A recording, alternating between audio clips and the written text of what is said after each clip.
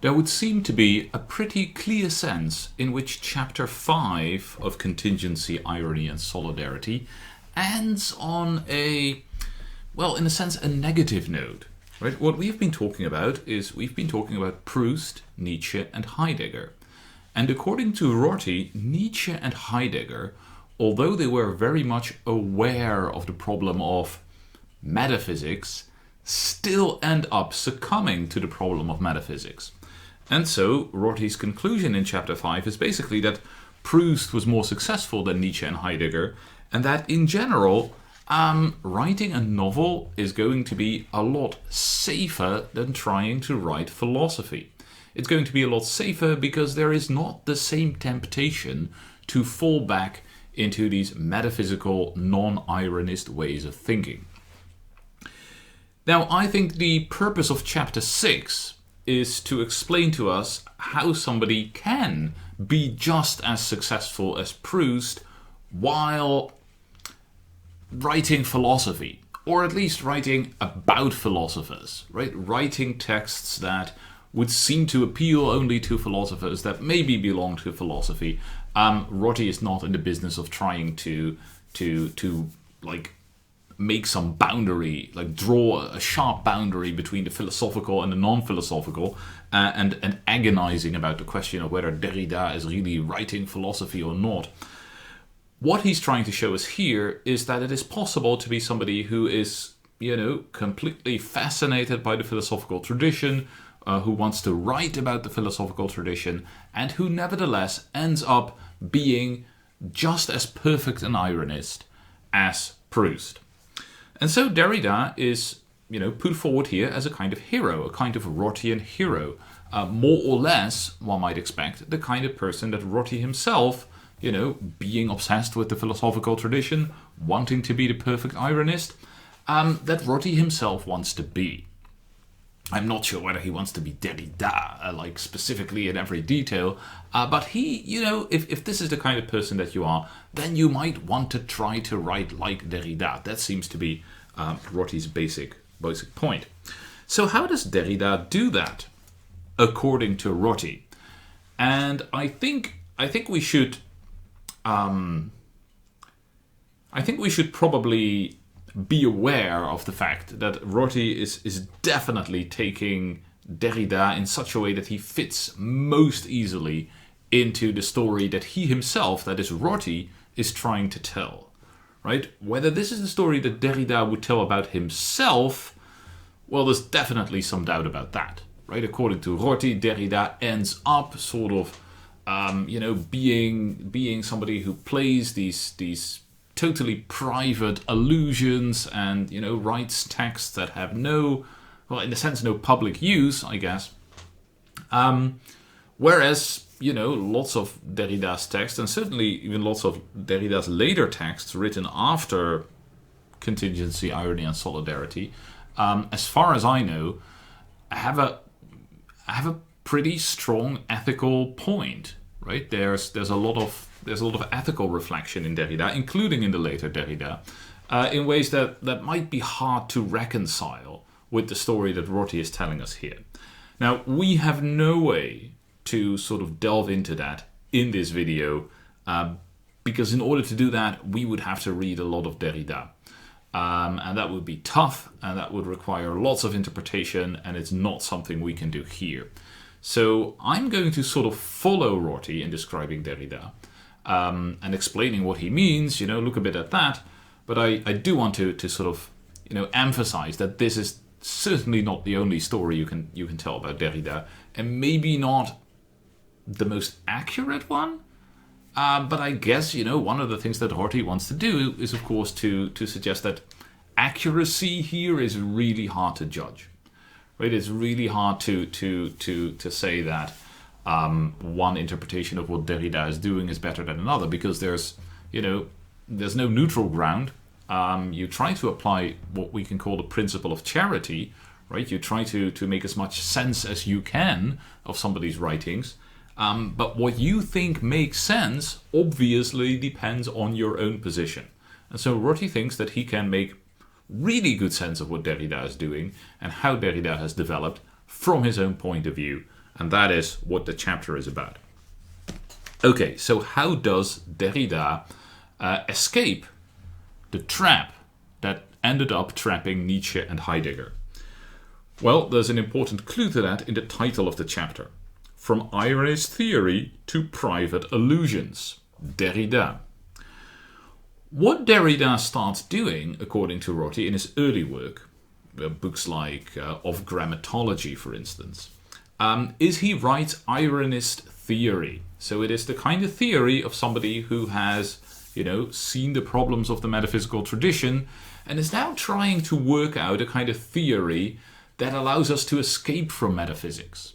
So when Derrida tells us about writing and grammatology and différance and all these well-known early ideas and concepts that Derrida, or maybe non-concepts that Derrida comes up with, what he's trying to do is he's trying to set up a theory against theorizing, or at least against metaphysical theorizing, but really in a sense that means against theorizing. So he's trying to do this almost impossible thing that the ironist theorist is engaged in. And of course there is a danger that he gets trapped in that, and that there is, if not metaphysics, at least still something that always is in danger of falling into metaphysics. And so what happens, says Rorty, is that at some point, according to Rorty, this happens especially in Derrida's book La Carte Postale, the postcard, which is the book that Rorty talks most about. What happens is that Derrida sort of drops his theoretical pretensions, that he fully goes after his own idiosyncratic personal feelings, associations, obsessions, and works them out, like writes about them, talks about them in the kind of text that is incredibly personal, that nobody else could have written, that doesn't make a claim to generality, but that might inspire other people, be fun for other people, get other people to think for themselves, who have the same kind of associations, who have read the same kind of texts that Derrida has read. And so Derrida, according to Rorty, ends up being a kind of a philosophical Proust. Right? Proust is somebody who has met all these people, and now he writes a new kind of story in which he reimagines all these people and sort of creates himself anew by reimagining all the people that he met in his life. And Derrida is basically somebody who does the same thing, except that the people that he is writing about are not so much the people that he, met in his parental home or at school or in the university. They're the people whom he met when he was reading the philosophical tradition. So he is talking about Plato, and he's talking about Socrates, and he is maybe talking also about some ideas that he met. Ideas that he met by kind of turning them into persons. And so one of these famous distinctions in talking about language that Rorty talks about, and that apparently plays an important role in La Carte Postale, and I say apparently because I have not read La Carte Postale, is this distinction between meaning and use, right? So I can, normally when we're talking, we mean the words that we say, in the sense that, if I talk about dogs, I'm talking about dogs, right? I say something like, oh no, there's a nasty dog over there, or oh, come here, cute doggy, those kinds of things. But of course I can also say things like dog has 3 letters, or if you write dog backwards, it says God, right? Okay, that's interesting. And that's a different use of the word dog. And philosophers like to put quotation marks around those uses. Right? When I say that a dog is a mammal, we wouldn't put quotation marks around dog. When I say that dog written backwards is God, I am putting quotation marks about both dog and God. Because it's a different kind of use. I don't mean the word, I merely use it or refer to it or talk about it. So that difference, I mean, a famous example of that difference is this distinction between Fido and Fido, right? Where Fido is a dog and Fido is the name of the dog. And so what Derrida does, Rorty tells us, is, in order to take this whole problematic surrounding the use of language, and this is something that Derrida has written a lot about. He has written a lot about language. He has engaged with people who are interested in these quotation marks and in use, mention, distinctions, and stuff like that.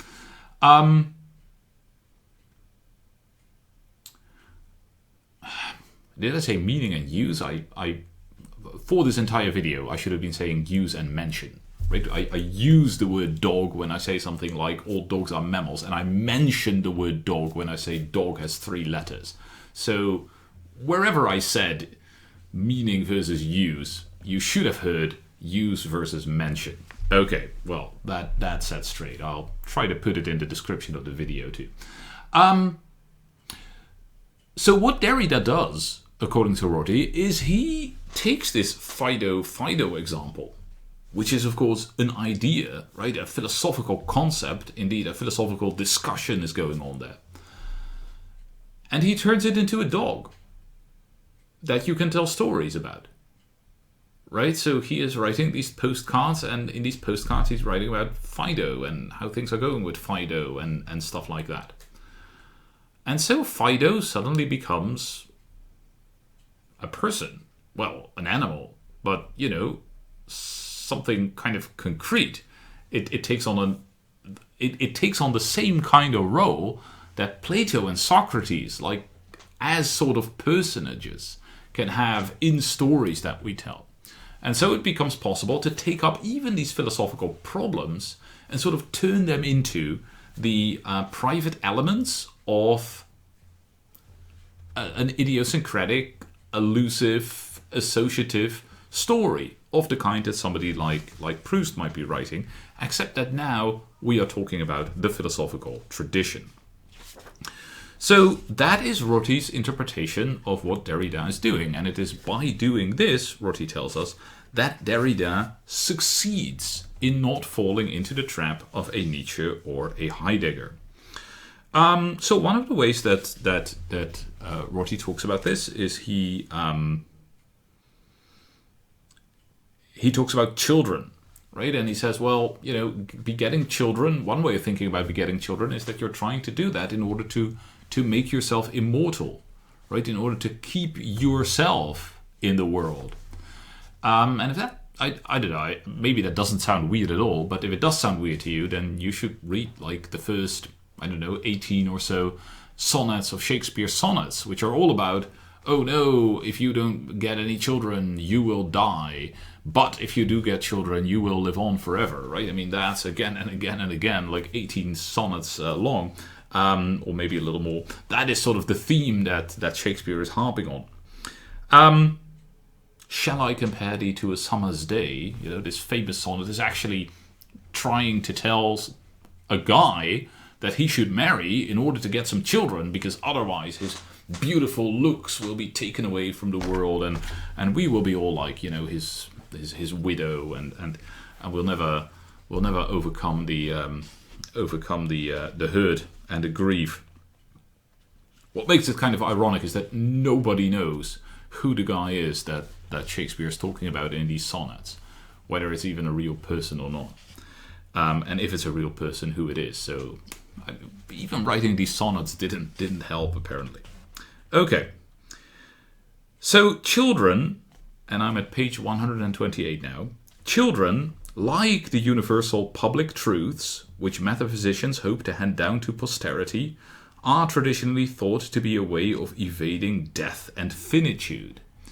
Right, so children and the metaphysical truths of the metaphysician are sort of put into the same category here. What does the metaphysician want to do? Well, the metaphysician wants to bring into the world these truths that will be true forever, right? And that will stay with us, and that will, in that sense at least, make us immortal.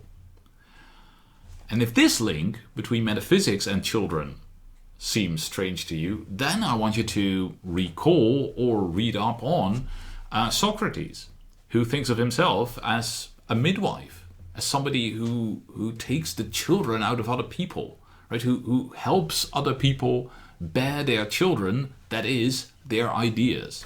Okay, so there's a rich texture of metaphors here, with all kinds of links to the existing sources of the Western tradition. That is the kind of story, of course, that Derrida and Rorty want to tell here.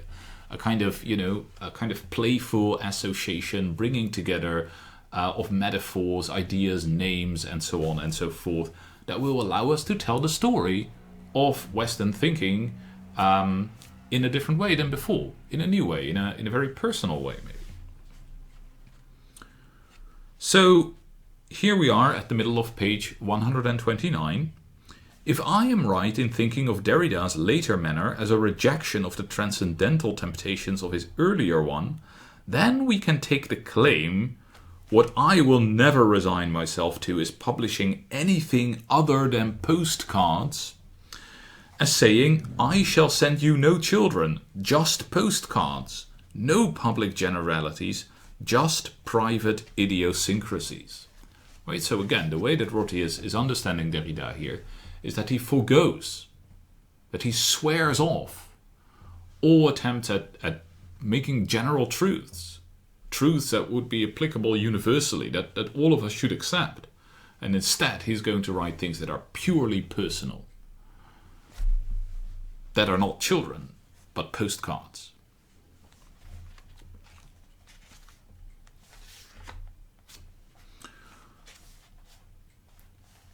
Around page 132 and 133, Rorty refers to a famous discussion, if that's the right word, and in fact a lot of the discussion is about whether it is a discussion between Derrida and Searle.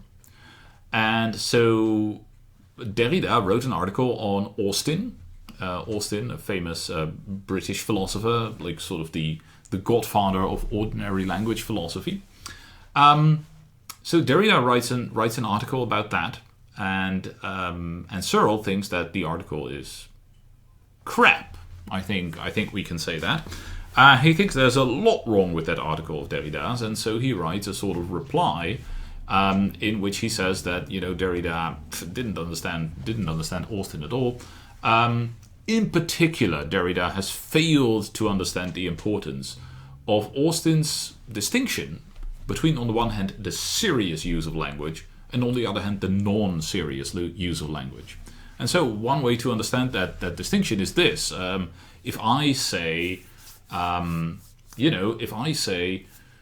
to somebody, I am going to hit you, well, that's a threat, right? I mean, that's pretty violent. But if I am on a stage and I say to a fellow actor this line that is in the script, I am gonna hit you, I'm not threatening anyone, right? I'm performing a play. It's very different.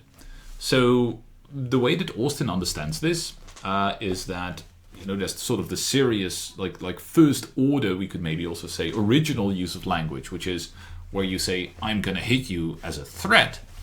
And then there are non-serious uses of language, which are parasitic on the serious ones, like when we say something in a play. And what this suggests is that there is a kind of hierarchy in language that will allow us to that will give us a particular way of understanding language. Like we first try to understand the literal, serious uses, when language is used in the way that it was meant. And then there are all these non-serious, parasitic, secondary uses of language, which sort of, are parasitic on this first order serious use of language. And so we have, the real stuff, and then, okay, the other stuff is also real, but it's kind of secondary. We can understand it as, we first understand the serious stuff, and then we start worrying about those weird cases that are the non-serious uses of language. And so Searle, in his reply to Derrida, puts a lot of emphasis on that, and says that, because Derrida has failed to really understand or grasp or apply or whatever, that distinction, his reading of Searle makes no sense. And then Derrida replies by writing this very, very thick book, limited ink, which is also pretty funny, I think. Because, I mean, basically what he starts doing in limited ink is he starts showing, like, in what he does, that you can't make a distinction between serious and non-serious uses of language. Right? And so everything he does there is sort of ambiguous, ambivalent between being a serious philosophical argument or a joke. I mean, what is going on? What is he doing? Right? You're constantly left guessing. These distinctions are constantly being made problematic. All right, so maybe, I don't know. Maybe this is something we'll tackle one day on the channel. Maybe not. So here's what Rorty says about that, and this is at the top of page 133. By the way, I mean, Searle wasn't very pleased with this reply, and it didn't help bring analytic and continental philosophy closer together. This Searle Derrida discussion. That's one thing we can certainly say about that. Okay, again, here's Rorty at page 133. I take it that Derrida does not want to make a single move within the language game which distinguishes between fantasy and argument, philosophy and literature, serious writing and playful writing, the language game of la grande époque. He is not going to play by the rules of somebody else's final vocabulary. He refuses not because he is irrational or lost in fantasy or too dumb to understand what Austin and Searle are up to, but because he is trying to create himself by creating his own language game, trying to avoid bearing another child by Socrates, being another footnote to Plato. So on Rorty's reading, what Derrida is doing in limited ink is he is trying to, basically he's saying to Searle, you want to force me to talk this way, you can't force me to talk this way. Here I have a different way of talking, a different way of doing things. Take it or leave it. Right? That is Rorty's understanding of what's going on here. Now, I think it's definitely possible to understand limited ink as trying to make a point that maybe even Searle ought to become convinced of, which is the point that the distinction that Searle wants to make doesn't really work. I don't know. I mean, or maybe even Derrida wants to be ambivalent between making a point and doing the kind of thing that Rorty says he's doing. But I do think maybe something gets a little bit lost if you take Rorty's interpretation sort of as the final word about this. If Derrida is really just trying to show Searle that, oh, by the way, I can also talk in a different way, whatever, it takes away some of these, what seems to be the theoretical interest of what goes on in the limited ink discussion. Also, one thing that it's a long time ago that I read limited ink, but I seem to remember that this too moves towards a very serious, but certainly a very meant ethical point. Right? Derrida wants to. He ends up being actually kind of angry at Searle for breaking certain, norms of good academic fellowship and discussion and stuff like that. All right, maybe I'm right, maybe I'm wrong about that. I would have to revisit limited ink to say this with more authority. Again, that is not how Rorty reads it, right? Rorty reads everything that Derrida is doing here as being on the way to or having already reached the Proust stage of philosophy. The stage where whatever you write in philosophy is just your own idiosyncratic reimagining of the philosophical tradition.